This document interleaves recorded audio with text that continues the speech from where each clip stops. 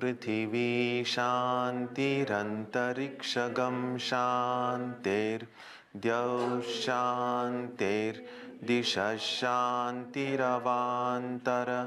दिशा शान्तिरग्निः शान्तिः वायुः शान्तिरादित्यः शान्तिः चन्द्रमा शान्तिर्नक्षत्राणि शान्तिरापः शान्तिरोषधयः शान्तिर्वनस्पतयः शान्तिर्गौः शान्तिरजा शान्तिरश्वः शान्तिः पुरुषः शान्तिर्ब्रह्म शान्तिर्ब्राह्मणः शान्तिः शान्तिरेव शान्तिः शान्तिर्मे अस्तु शान्तिः.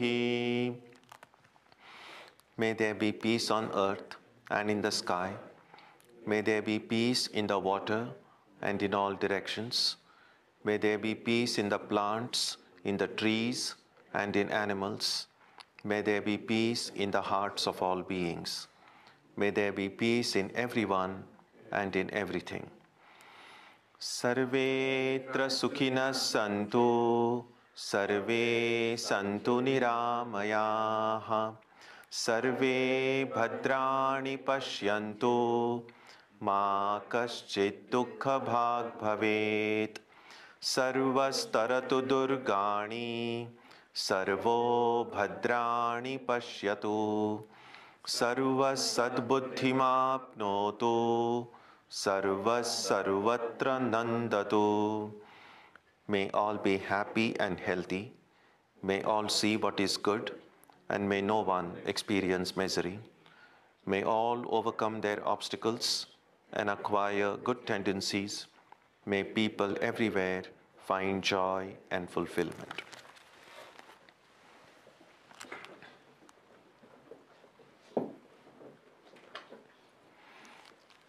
Let us now spend some time touching the center of peace and joy in our hearts. A good way to begin the practice is to withdraw the scattered energies of the mind and bring them to rest on one point. That point can be our own breathing. Let us therefore practice breathing with awareness. As we breathe in, let us visualize that our body and mind are being filled with love, strength, and compassion. And as we breathe out, let us release all the stress, anxiety, and exhaustion in the body and mind. Let us practice this way for a while.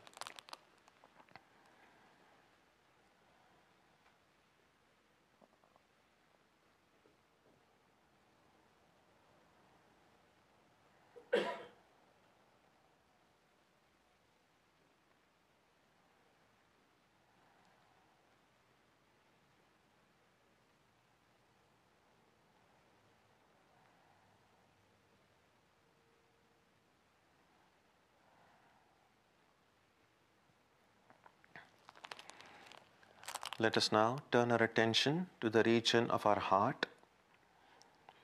Although God is present everywhere and in everyone, the divine presence can be felt most clearly in our hearts. We can meditate in any way we have been taught. To remain focused, we can take the help of a short mental prayer or a mantra or a divine name. Let us now spend some time dwelling on the presence of God in our hearts.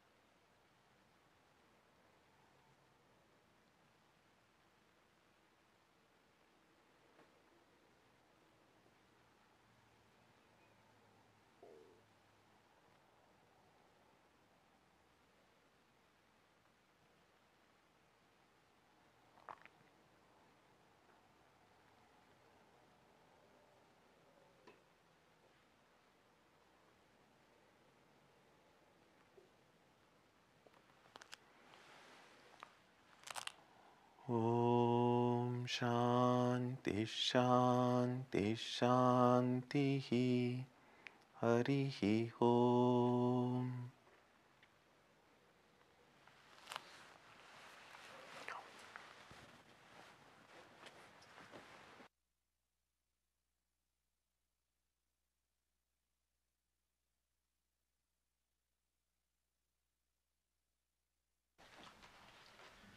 Good morning. We'll sing the prayer of St. Francis on page 22 of your books.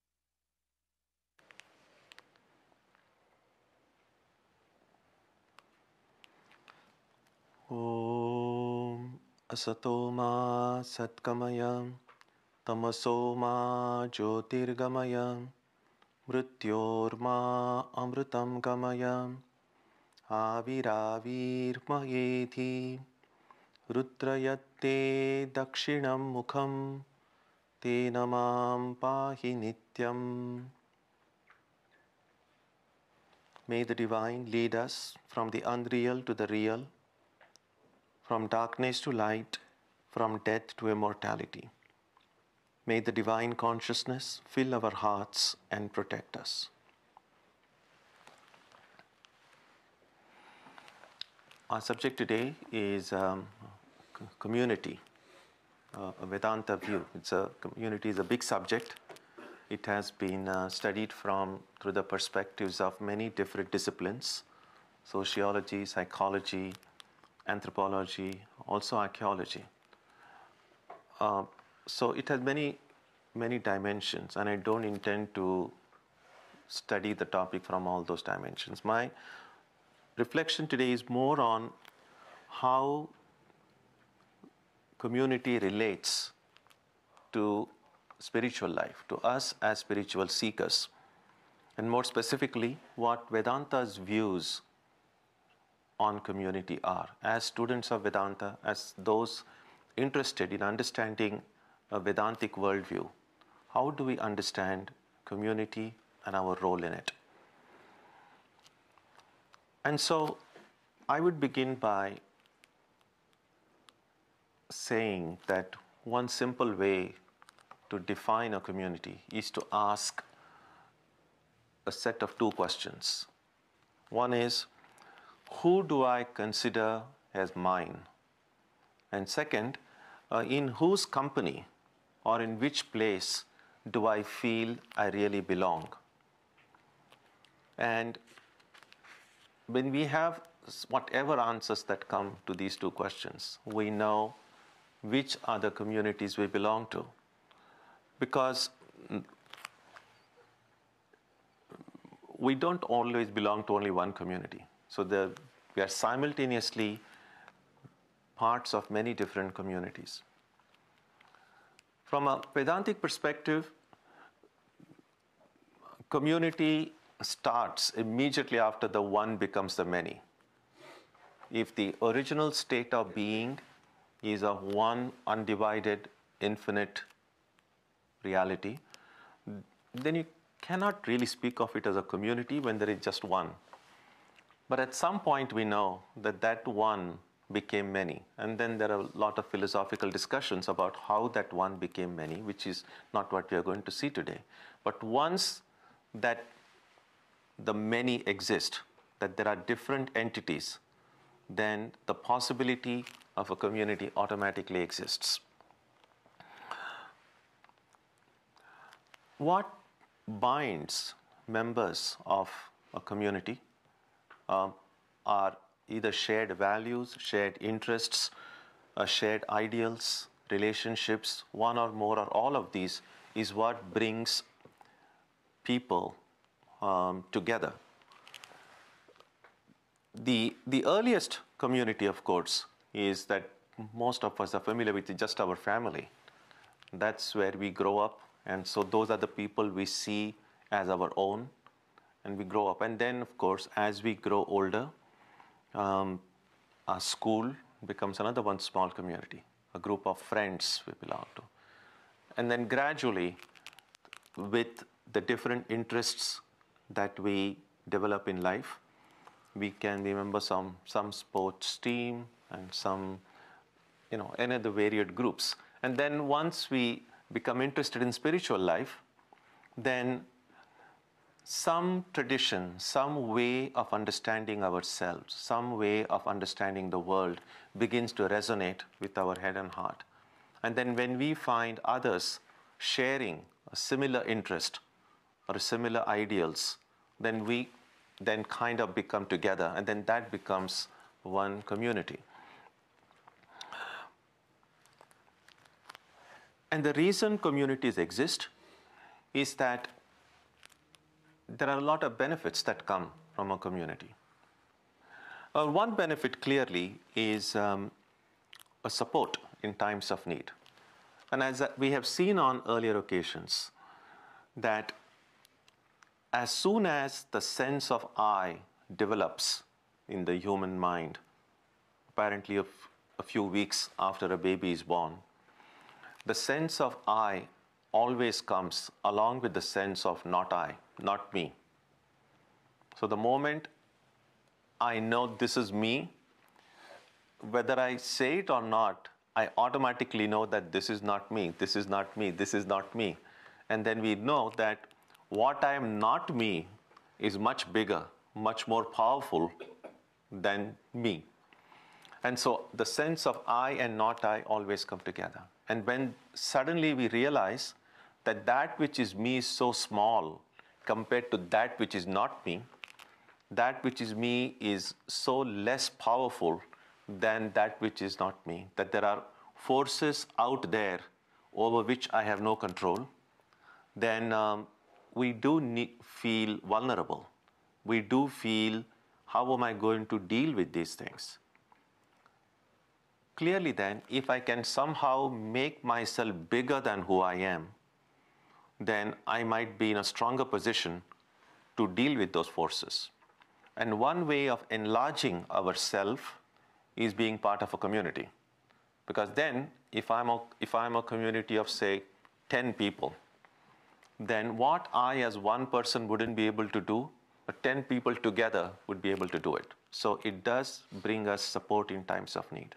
And we know that whichever community we are a part of, the more closely knit a bond there is between the community members, the more love and friendship that is shared among them, then when any member is in need of anything, others then would automatically go and help that person. So that's the first great benefit of a community, that it provides us support in times of need. And conversely, the second benefit is it gives us an opportunity to help and to share. It's not that we always need only things to receive. There is as much a desire in the human heart to be able to help, to be able to share. And in order for us to be able to help, or in order to share, there must be somebody in need of help. There must be someone with whom we can share. And a community provides that. It gives us an opportunity to help, and it gives us an opportunity to share. A third thing, as I've already mentioned, a community can do more than what an individual can do. Swami Vivekananda, when he first came to this country, he came as a Vedanta teacher. He didn't belong to any formal community. There was no organization as such. And we see in various interviews when he was asked this question, do you intend to start any organization? This was before the Vedanta societies were started. And we see him a little bit ambivalent on it. That we find in sometimes in the beginning, Swamiji said, no, we don't have any organization. Everyone is free to learn, to study, to grow, and to share, but no organization. And then gradually over time, he began to see the utility of doing things collectively. And then, of course, that's how the Vedanta Society started. And then in one letter, Swami Vivekananda says, he says, organizations have their weaknesses, no doubt, but without them, no big work can be done. So he was fully aware of the limitations of organized collective activity. But he was also became aware that it's only collectively we can do a lot more than what we can do as an individual. And we can see that in a very visible way in times of, say, natural calamity. When there is a cyclone or an earthquake or flood, how much you and I as individuals can go and help. But if there's an organization, if there's a group of dedicated people, if there is a community, together we can pull together our resources, and together we can do a lot more. So that's the third benefit of a community, that together, collectively, we can do a lot more good than what we would have been able to do separately as individuals. And a fourth benefit of a community is that through all these interactions we have with the other members of a community to which we belong, we can grow, we can become more mature, because that's the opportunity to learn. While it's possible to learn through books, knowledge that we get from books is limited. The knowledge that we get by being in actual contact with what sometimes we say the real life situations with living people, that's not only profound, but that's very much needed. Simply a bookish theoretical understanding is not really tested unless and until it comes in contact with the harsh, cold realities of life. And therefore, oftentimes, we can learn a lot more about life by just from our own experiences. Now, it doesn't happen automatically. We can learn provided we are willing to learn. We can learn if we are looking for lessons from life. Every step we take, every breath we take has a lesson for us. You look out, look at the sky, at the tree, at the birds. If you are willing to learn, they will be willing to teach us. So we must remove the idea from our minds that knowledge can come only through lectures or from books. Knowledge can come through anything and everything. So the divine as a teacher is looking at us through every activity in nature, through every person we meet. And that person doesn't have to be like more knowledgeable than us. We can learn from little children. We can learn from our dog. We can learn from our cat. So long as we remain real students of life, there is no end to learning. Sri Ramakrishna is saying, so long as I live, I continue to learn. I think it's very significant. So we shouldn't think that our student days are over once we have graduated from schools. As students of life, we will continue to be students all through, unless and until we have become enlightened. And even then it shouldn't stop. If an avatar like Ramakrishna can say, I learn so long as I live, there is none of us who can dare to say, well, I finished my learning. And so opportunities to learn come easily through being part of a community. So these are the four, among the many benefits the four major benefits are: a community provides us support in times of need. It gives us an opportunity to help, to share. It can do a lot more. We can do a lot more as a group than as a single person. And finally, it gives us a chance to grow and to learn from others.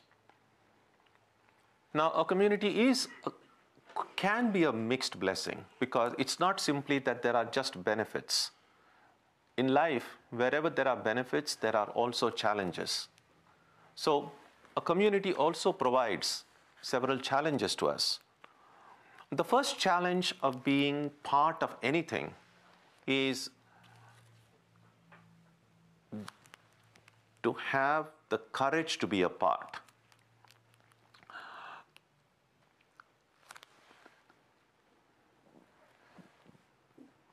What do I mean by having the courage to be a part of something?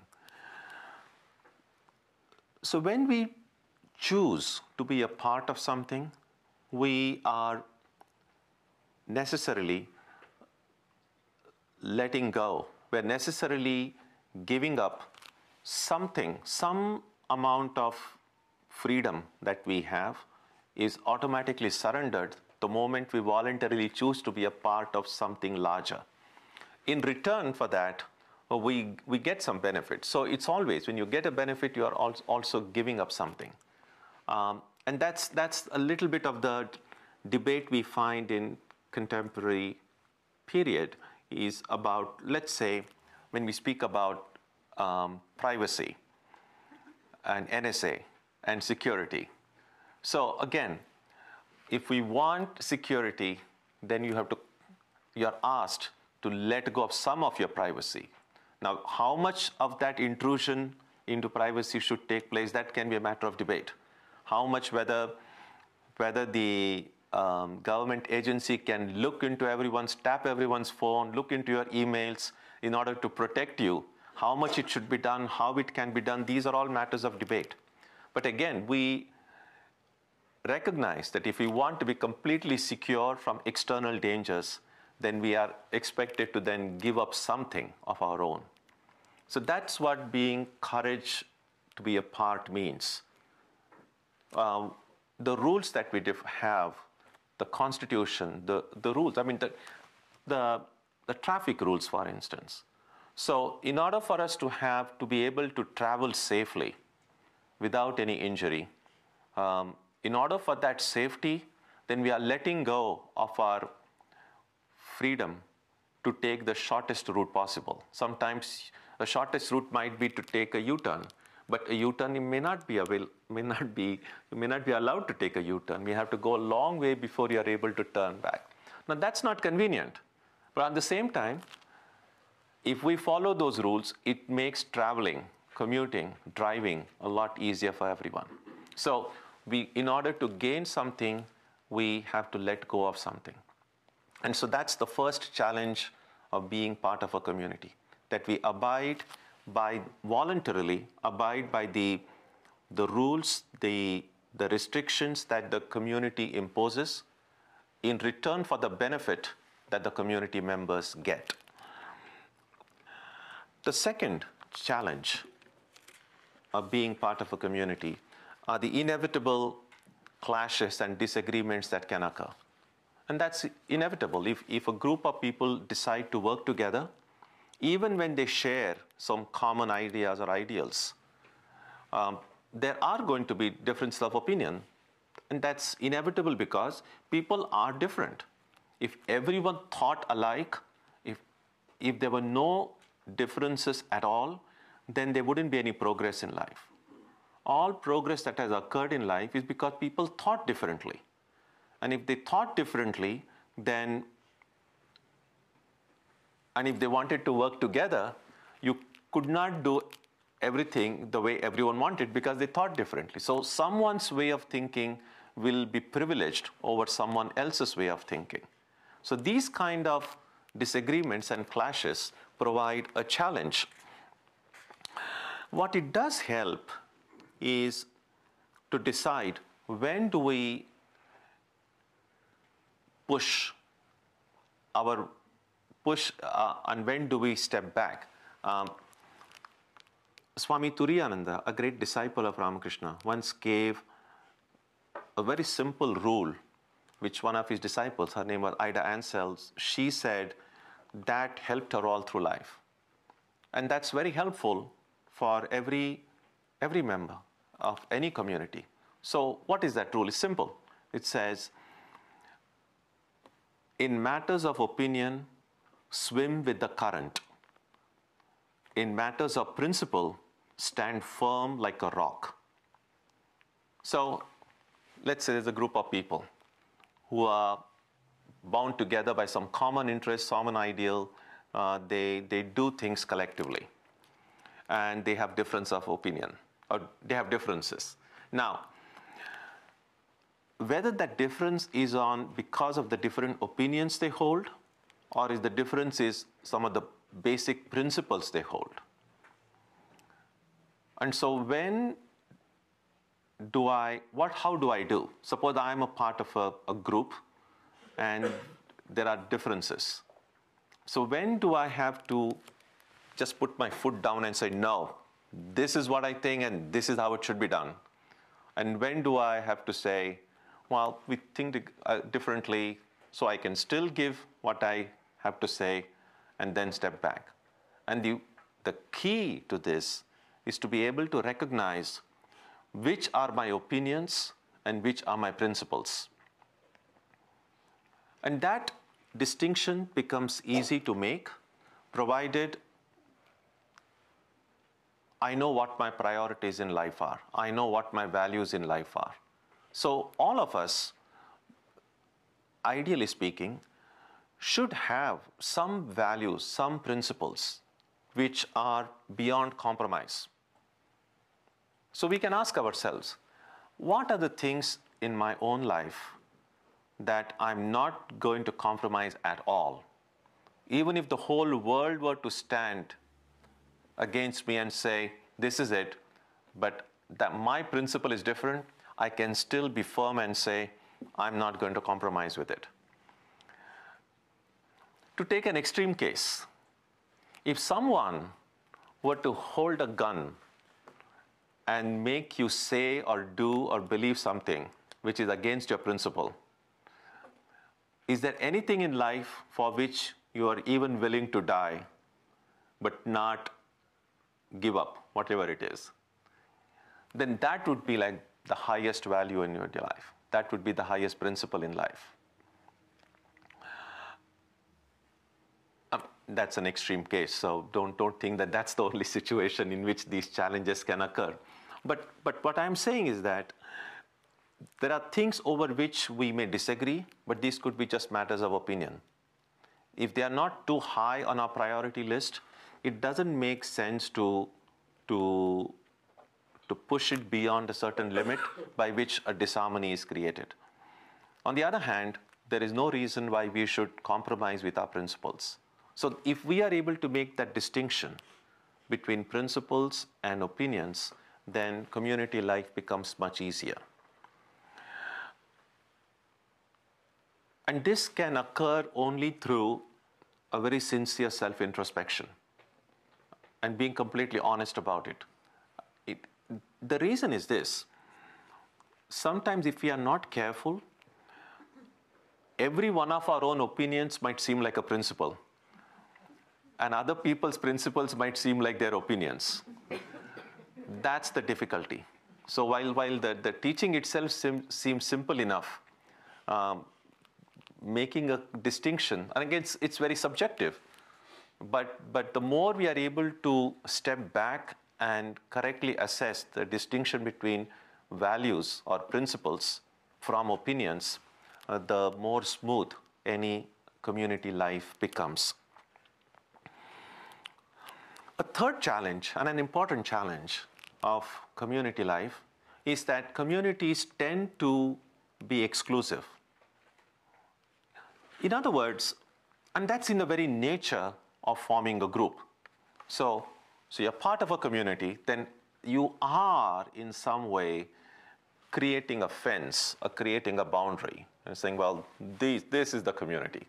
Then this automatically becomes, well, these people, the community of which I'm a part, these are mine, as opposed to those outside the fence, like they are different, they are not us. So a community can has these advantages. On the other hand, they can be very exclusive. So can we face that challenge by being strongly connected with the community without this bias of excluding others, without necessarily looking upon those who are not parts of the community as someone I have nothing to do with? There is an ancient Sanskrit verse which points out the problem, I think, very nicely. What it says is this.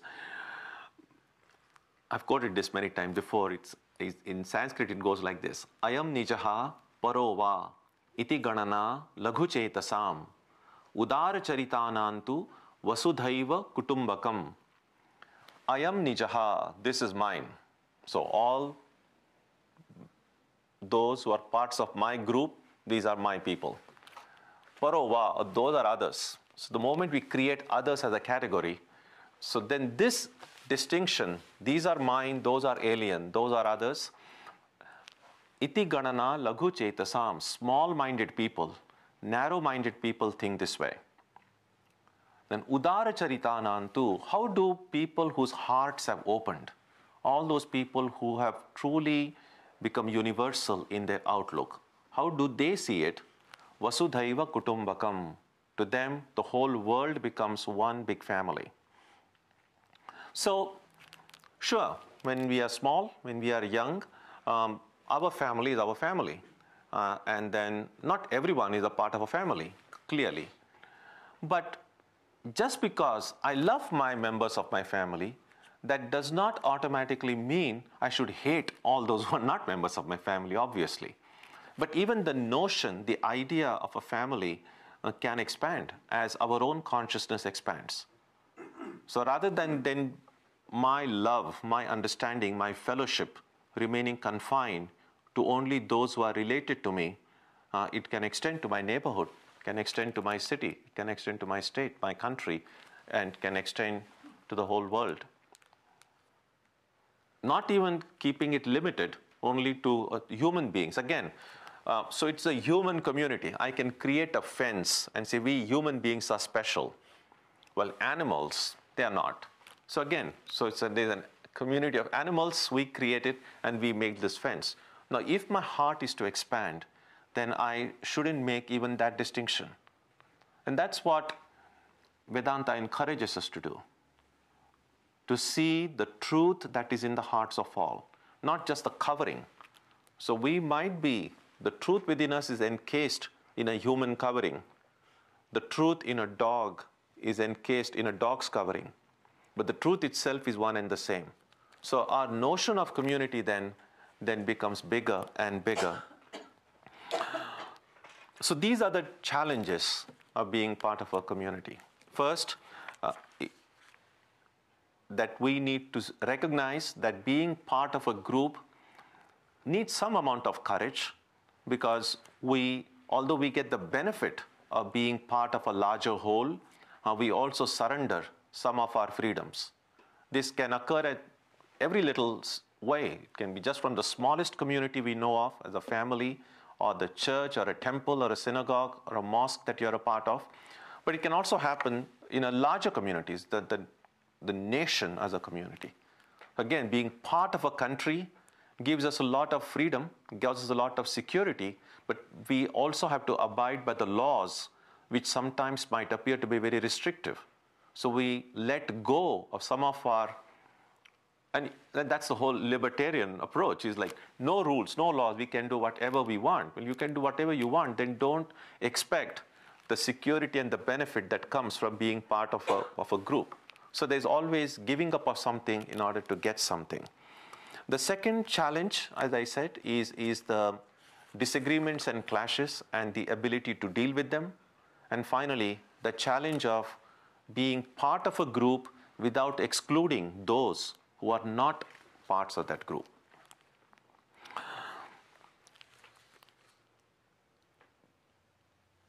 One other thing that needs to be kept in mind is that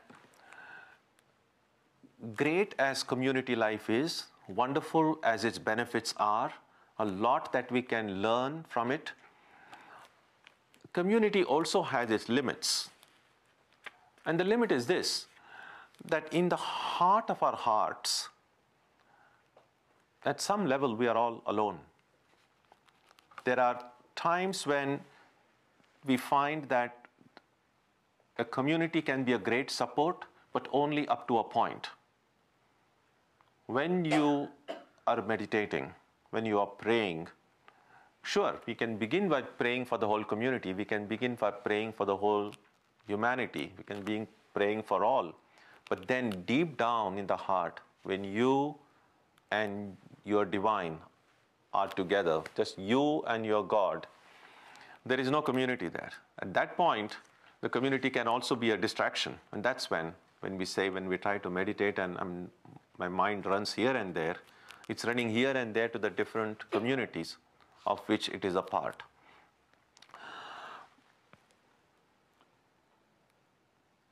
In some ways,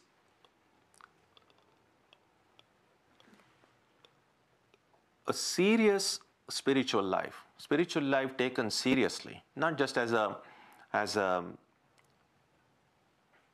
casual pursuit, not something that we just now and then think of, or just sometimes years ago I had once heard this phrase, like Time magazine approach to religion. By that it meant that just as these news journals, there's a section on politics, there's a section on sports, there's a section on economy, there is a section on religion. The news magazine approach to religion would be, religion is one of the many things that are of concern to me. And then that can be, then I set aside a day in a week or some festivals when I have to go and do my religion thing. So when I say taking spirituality seriously means, then religion or spirituality doesn't become just one of the many things we have, that it is something little bit more deeper. It is something that's risen high above in my list of priorities. It's something that I cannot separate out no matter where I am or what work I'm engaged in. It is then that we suddenly realize that in some ways we're all alone. Community can help us, but its help has its limitation. Beyond a certain stage, the community cannot come. There is a verse there is one Manusmriti, one ancient Sanskrit text. It has one verse which says that no matter how close people are to you, no matter there are how many people who love you and will be willing to do anything for you, the most that they can accompany you up to is you to the graveyard or to the cemetery or the cremation ground. The journey beyond that has to be done alone. You cannot really go with your entire community. You may want, but the community may not want to go with you. So at some point, we have to be alone. And therefore, if we have to be alone at some point anyway, it makes sense to not be afraid of that eventuality. But now that when we are not alone, we'll get the benefit of all the support we get from whichever source it comes. But never forgetting that really, in the heart of hearts, we are alone. Now, being alone is different from being lonely, and that distinction is important. It's possible to be part of a community. It's possible to be right in the midst of crowds and be lonely. It has nothing to do with being alone. So that's a problem. In fact, one of the best sellers in the early 60s was a book titled The Lonely Crowd. So loneliness is a problem. Many people do suffer from it, and there are ways to overcome it, clearly. But when I say that in spiritual life we recognize we are alone, please remember it's very different. It's very different from being lonely. Experiencing one's aloneness is the time when our spiritual life can be said to really begin in a serious way. I think it's a Greek root or maybe Latin. I'm not a linguist, but the word monos, it comes from being one, being alone. So all these terms, whether it's a monastery, monk, monasticism, it really begins with recognizing our aloneness. I think it is Plotinus who spoke of life as the journey of the alone to the alone. The first alone is the small a, and the second a is the a capitalized A. So experiencing our aloneness is important in spiritual life. So that's I mentioned this to show that a community has its limitations. Community can help us become strong in order to realize this aloneness and then take us to that ultimate, that big alone with that big A.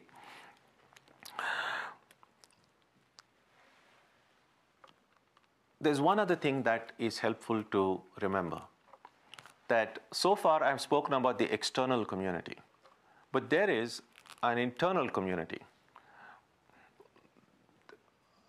If we look upon our own body and mind as a world in itself, and it is, then the body, mind, the senses, the different faculties of our mind, all of these are members of the community of me. Now, in order for a good physical and mental health, all of these members of my inner community have to be in harmony. In fact, the Indian system of medicine, Ayurveda, sees that any kind of disease is really somehow harmony somewhere in my physical and mental makeup is been disturbed. And that harmony needs to be restored. And all of the Ayurvedic medicines are are meant to restore that harmony. And many of the self-healing processes that are described in those books was really about restoring that harmony. And so, and that's why even in yoga schools, what happens when we have control over prana? Now prana, and this is not really the topic that we're studying, but it's just by the way. So as long as prana is flowing harmoniously without any impediment in our body and mind, the body and mind remain healthy. And let's say if I have now, if my shoulder, there is a pain in the shoulder, then what it means is that the prana in this area, there is some traffic jam. So the prana is not flowing, okay, there. And then of course, there are many ways. You could use a massage, you could do something to restore, to, just like when the traffic is held up, when there is a construction going on, then the police come and they just clear the road, and then the traffic starts moving again. So somehow the prana here is not flowing well. So we can either use some external means to restore that prana, but it can also be done internally. If someone has acquired that control over prana, then even just through meditation, that person can make that prana flow normally again. And that's what yogis claim they can do. Theoretically, it makes complete sense. So it's helpful to recognize that there is this inner community.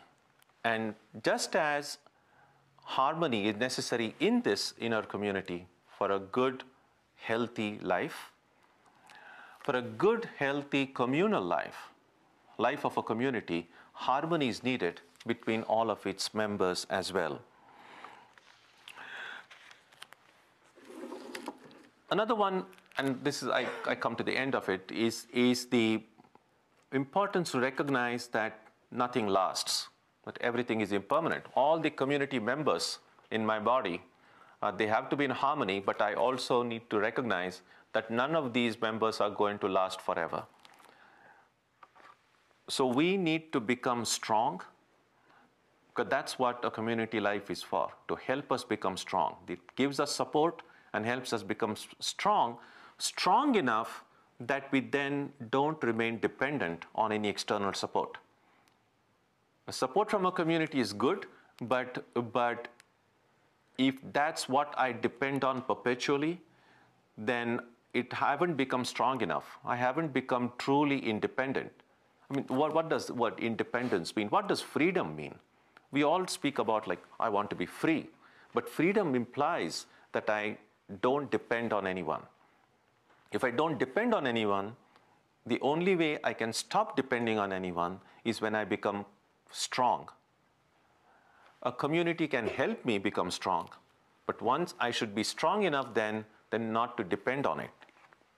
In which case, the ideal would be that being part of a community, by learning, growing, receiving support and giving support, sharing, every one of us then becomes strong enough that we don't need the community. We don't have to leave the community, but we don't depend on it. We don't feel helpless without it. And only when we have reached that state are we truly able to then to help other members of the community. So there is a help that all of us can give, but we can help even more when we ourselves don't stand in any need of help. And that's how we see one of the greatest spiritual giants this world has produced. Even when these great prophets and incarnations came down, they became the nucleus of different traditions, became the nucleus of different groups, sometimes large groups, sometimes the group members covering large parts of the planet. So these great ones, they were part apparently of that community, but they had also risen above it to an extent that the help they could give to not only the members of that community, but even to a larger world as a whole was immense. So that's the goal. according to Vedanta, that right now we feel weak, we feel vulnerable, we need help. That help can come to us from many different sources. And among the many sources that help can come from is from the communities of which we are a part. Receiving that help and receiving and giving, we become strong enough then not to be dependent on anything outside. So these are some of the ideas that come to mind as we begin to reflect on community as it relates specifically to our own spiritual life and journey. So I would encourage you to think more. I'm sure there are a lot more thoughts and ideas that can come up in discussion about community, especially in spiritual context. So please reflect about it, see how and what role communities have played in your own life, see what you have benefited from it, see how you have been able to help and support. And this kind of reflection then will help you become better members of whichever communities you are a part of. And that's what really this reflection is about. Om Jananim Saradam Devim Ramakrishnam Jagatgurum Padapadme Tayo Shritva Pranamami Muhurmuhu. We bow down to Ramakrishna and Holy Mother.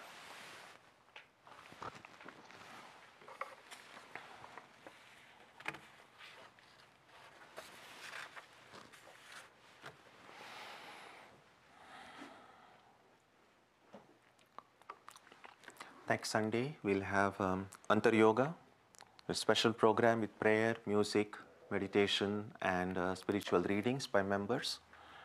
And the birthday of everyone born in the month of March. So I would especially encourage all of you who are born in March, come with all your friends also who are born in the month of March. So we'll have a big March festival next Sunday with a big cake. And on Wednesday, we will continue with the study of the Gita. Presently, we are studying chapter 8. And on Tuesday and Saturday, our Arati and meditation will also continue as usual. So you're welcome for these programs. We'll conclude with a prayer now on page 3 of your books.